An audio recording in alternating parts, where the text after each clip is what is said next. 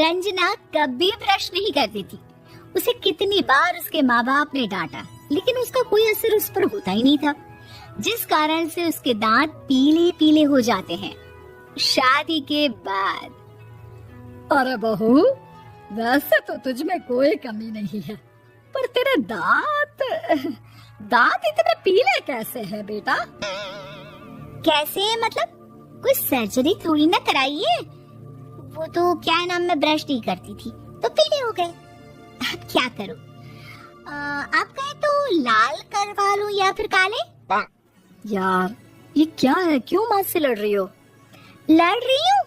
अरे मैं लड़ रही हूँ या ये बोल रही है कि दांत पीले हैं, पीले। अरे तपस्या थोड़ी ना की है इन्हें पीले करने के लिए। बकायदा ब्रश नहीं किया है 20 साल तक, तब जाकर। छी, कैसी बात कर रही हो? ये उस वक्त तो पीले नहीं थे जब हम लोग तुम्हें देखने आए थे। अरे तब साफ करवा लिया होगा डेंटिस्ट के पास जाकर। अब देखो कैसे पीले पीले लग रहे हैं। रंजना सास की तरफ गुस्से से देखती है। फिर शुरू हो गई पीले पीले पीले।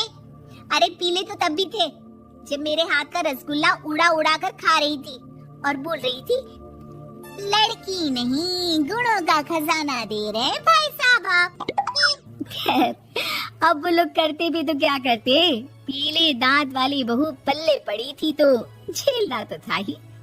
एक दिन कीर्तन में रंजना गाना गा रही थी। अरे कमला बहन, माँ का द्वार है, यहाँ तो सब शुद्ध होकर आते हैं, फिर अपनी बहू को ब्रश भी नहीं करवाती तुम।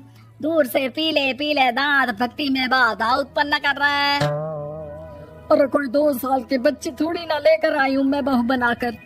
अच्छी खासी लड़की है, अरे कैसे करवाऊं ब्रश? ये तो उसे खुद करना चाहिए ना। अब माँ बाप तो इसके जैसे तैसे निपटा दिए, ये नहीं सोचा कि सास कैसे संभालेगी। सास बहू को लेकर घर आ जाती है, लेकिन सोच लेती है कि अब इसे लेकर कहीं नहीं जाएगी। अगले रोज बहू कहती है, अरे क्या हो गया, मंदिर नहीं जाना क्या? कीर्तन का वक्त हो रहा है। मेरी मधुर वाणी से कान्हा जी जागते हैं और सोते हैं। आप तो जानती है ना उनकी भक्ति में कितना मन लगता है मेरा। वो क्या है ना, तबीयत ठीक नहीं लग रही है मेरी, आराम करूंगी मैं। तबीयत ठीक नहीं लग रही?